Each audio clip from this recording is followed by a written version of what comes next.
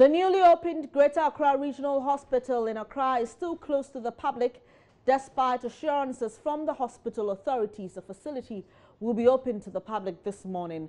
The facility, which was officially opened last week Thursday, was later closed soon after an official opening ceremony, rather to the disappointment of the general public. Join News' Maxwell Agbagba visited the hospital this morning and reports.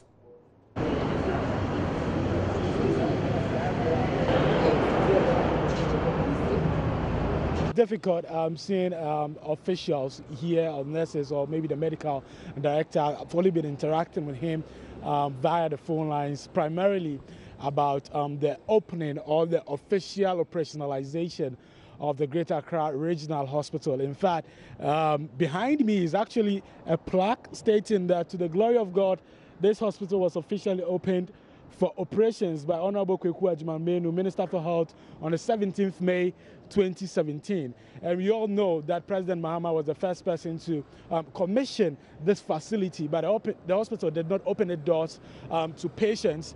And that was expected to happen on the 17th of May. But as it stands right now, the hospital really has not opened its gates for patients here. It looks like patients who are on admission here would have to wait a while longer because we hear that the hospital would have to move in units. They can't move here at once and they can't start operating straight ahead. I've been speaking to Dr. Srofenyo, who is the acting medical director, and he tells me that they would have to move in units, and that process will be starting tomorrow. I'm sure over the weekend you heard in the news that they will be starting work from this place, this new facility, today. As it stands right now, we are here and we can confidently report that that has not started yet. And information we're taking from the grounds indicates that that would officially start tomorrow. And even that, not all the units would move in here immediately tomorrow, but they'll be doing that in units or maybe in batches, I should say.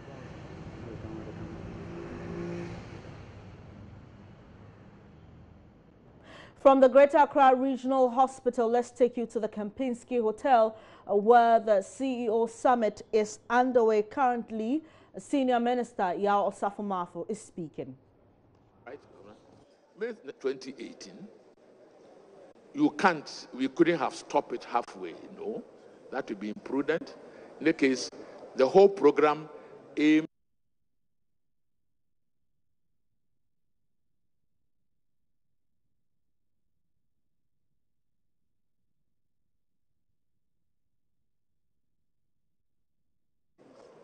so far away that one could say that, was IMF really watching these parameters? Or they just wanted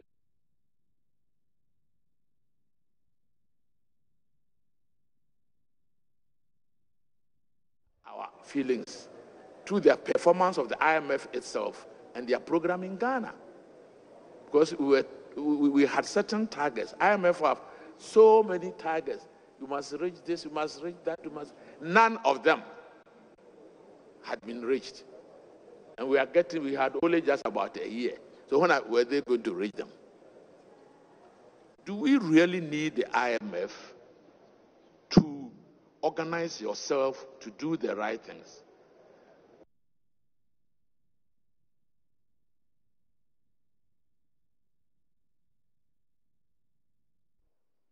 Completely beg to differ.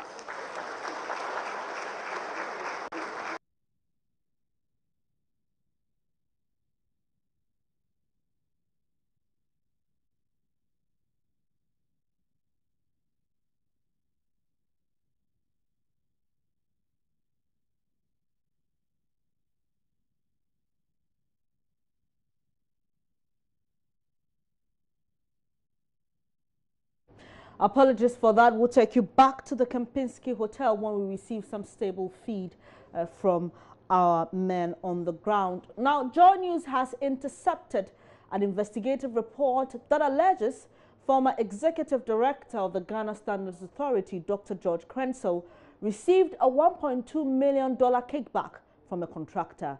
Limit Construction Company said to have worked on the over 15 million CD new block of the Ghana Standards Authority Training School.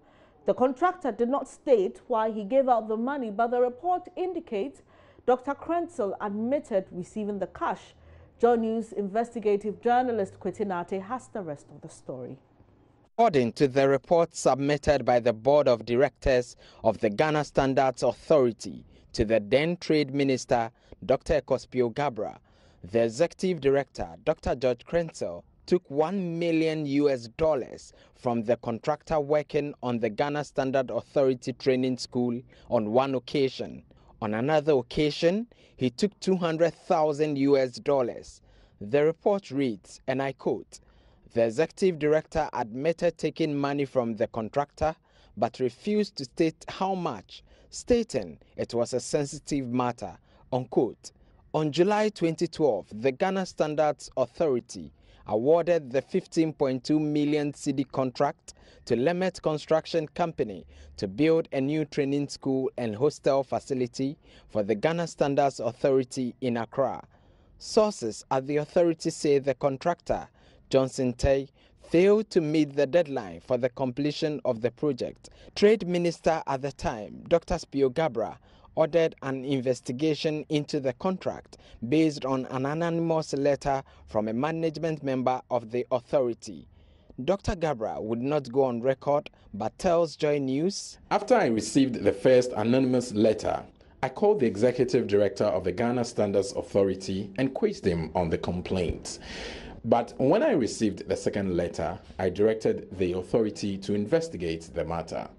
I, however, wasn't able to take action because the report was submitted when I was leaving office." The then board chairman of the authority, Amadou Sorogo, also would not go on record but agreed to be quoted as saying, "A committee was set up at the instance of an authority. We finished our work as the chairman, we read it, we confronted people we needed to confront, and we sent it with a covering letter to the appropriate authorities with recommendations." When Joy News contacted the former executive director of the Standards Authority, he declined comment.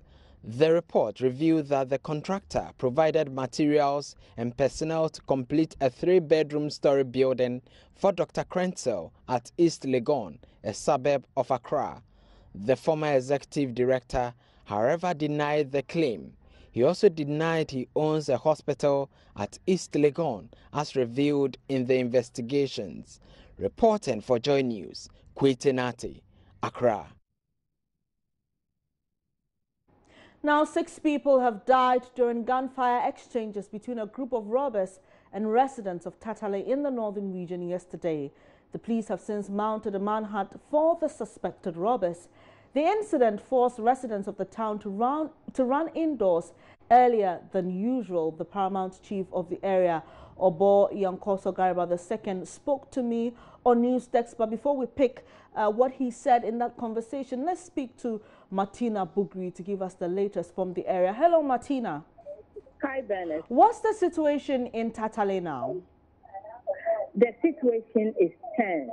The people do not think that the number of police officers stationed there would be able to resolve the matter. And so residents are beginning to arm themselves to defend themselves.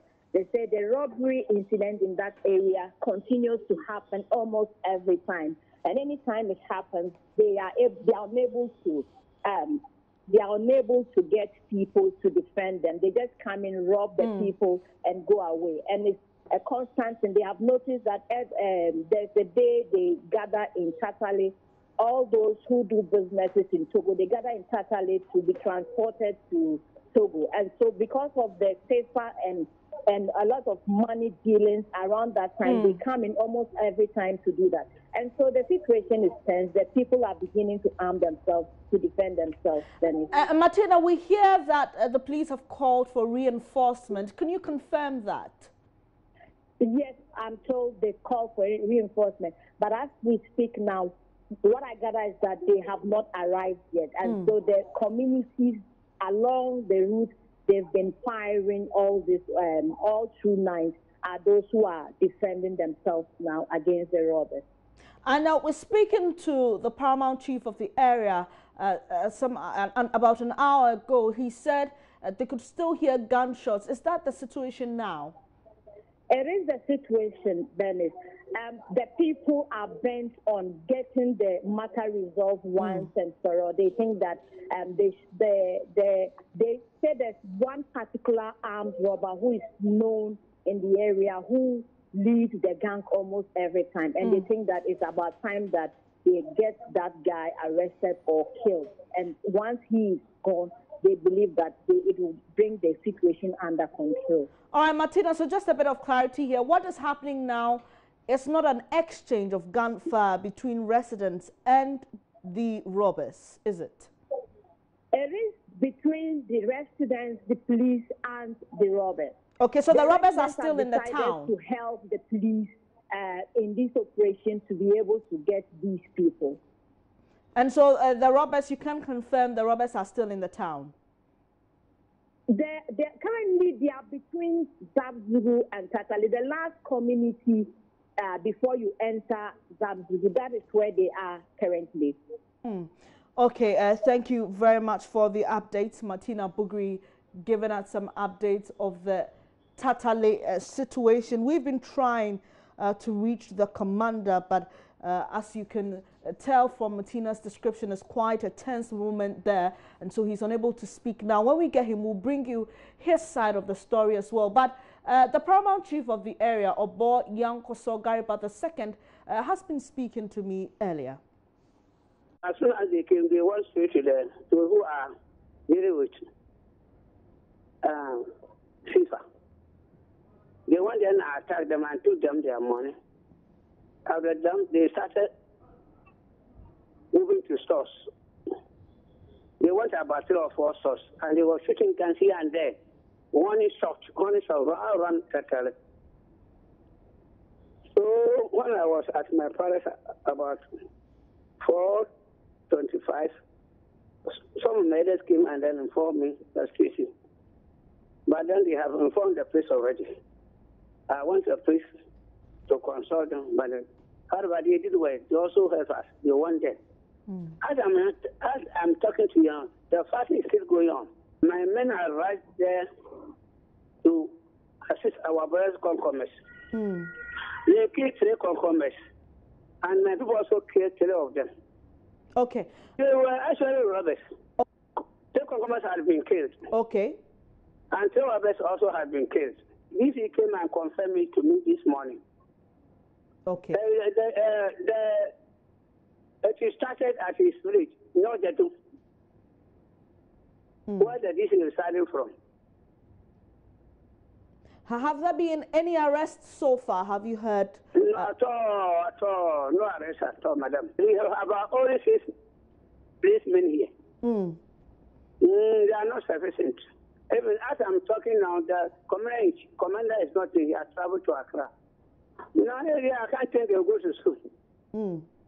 And at all, they are not. Even this town, some of the children fail to clean up.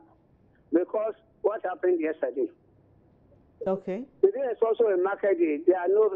When you see market, there is no boring. One day we are going. The town people chase them. Okay. Because some there was a market day, and then our people went to the market. They were afraid that if they don't follow them, they'll go and attack them. And they for them to rescue them. One day, they also started shooting the army robbers. And the people, they called the people of that place, and they all assist them. And through that, they killed Kokoma 3, and then we also killed 3 of them. We'll bring you updates on that story in subsequent bulletins. You're watching Joy News today with me, Benis Abubedu. Still to come, a combined team from the Environmental Protection Agency and the police and the national security are expected to monitor the evacuation of sodium cyanide discovered in large quantities at a residential facility in Kumasi.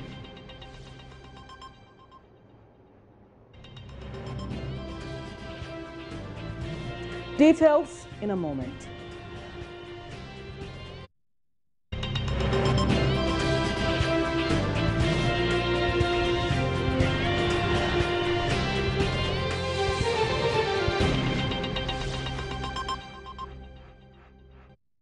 Thank you for staying here on the Joy News channel. Now, Ghana Registered Nurses and Midwives Association in the Bono-Ahafo region is urging the Minister of Lands and Natural Resources, John Peter Amewu, to deal with all illegal miners to reclaim the degraded lands in the region. The association describes unreclaimed dugout pits at the various illegal mining centers as breeding grounds for mosquitoes, which will see the increase in the disease burden on nurses and midwives in Ghana. Chairman of the Ghana Registered Nurses and Midwives Association in the Bono-Ahafo region, Joseph Krampa, made the call during a Durbar to end this year's Nurses and Midwives Week celebration at Kintampo. Correspondent Nesta Kafuya-Joma was there for Joy News. The Nurses and Midwives Week celebration was on the theme Health Implications of Galamsey and the Attainment of Sustainable Development Goals, Nurses and Midwives Acting in One Voice with Stakeholders. The Kintampo Municipal Director of Health Services, Alice Voleto, called for broad policy reforms to address rural poverty and unemployment, as well as institute measures aimed at streamlining small-scale mining whilst ensuring environmental sustainability. Vast stretches of our land have become convenient breeding grounds for mosquitoes due to the stagnant water collected in abandoned holes resulting from these Galamsey operations. There is the need for broad policy reforms to address rural mass poverty and unemployment, and institute measures aimed at streamlining small-scale mining operations through regulatory reforms that allow for effective participation of the youth in small-scale mining, whilst at the same time ensuring environmental sustainability. Head of Nursing Department at Catholic University College Ghana, Albert Henyo, appealed to Ghana Registered Nurses and Midwives Association to ensure an effective health education in the communities where illegal mining is dominant. Its benefits, if any. Nana Chairman, let me quote a portion of what one, assuming Jemfi, a journalist, wrote some time ago, and I quote, "Institutions charged with the protection of the environment, such as the Mineral Commission, Environmental Protection Agency, and Forestry Commission, seem to be overwhelmed by the strength and threats of illegal miners. It is therefore alarming to hear reports that cocoa and cashew farms in some parts of the country are allegedly being sold out for illegal mining activities. This situation will obviously affect the production of cocoa, one of the most... Joseph Krampa was unhappy about the frustration and unlawful treatment of GRNMA members, fearing it will revive their poor work attitude. We are becoming frustrated. The diplomacy we can see is not working. And therefore our calm nature is being challenged. And we wouldn't want anybody to get up. The day nurses, the midwives, the anesthetists, and will put their tools down to fight for their rights. Because you see it happening. And we don't see how you intervene in our behalf. We wouldn't want anybody to come begging. If we become stepped up and put our tools down, we say it. We form the majority of the health staff in the country. And the leadership of the association is somebody who believes in diplomacy. A male nurse from Techiman Holy Family Hospital, C.A. Joseph, was adjudged the Bono-Ahafo Regional Best Nurse for the year 2016. Nesta Kafuya-Joma's report. Let's head over to the Ashanti region now. National security operatives uncovered a huge quantity of sodium cyanide in a residential facility during a special operation in Kumasi. The chemical is suspected to be used by small-scale and illegal miners, though only large-scale mining firms are permitted to apply the toxic chemical in their operations. Kwesi Deborah reports. The haul of the consignment, said to be worth millions of cedis, follows intelligence which led the task force to what appears to be an uninhabited building at Maxima near KNUST. Security personnel were compelled by a heavy downpour to suspend carting the toxic substance contained in large wooden boxes to the police station. Security sources say an unnamed owner of the house has been invited for questioning after a suspected associate allegedly attempted to bribe the task force. At the time of filing this report, at about 10 p.m., armed personnel had been deployed to mount surveillance at the scene. Names of Ghanaian and Chinese nationals are already popping up in connection with the haul. Well, so a combined team from the Environmental Protection Agency, police, and the National Security are expected to monitor the evacuation of the sodium cyanide that was discovered at a residential facility in Kumasi. The Environmental Protection Agency officials warn the substance kept in 1,000 kilograms concealed in boxes is harmful to human and animals. We'll bring you some updates on that story when the evacuation actually takes place.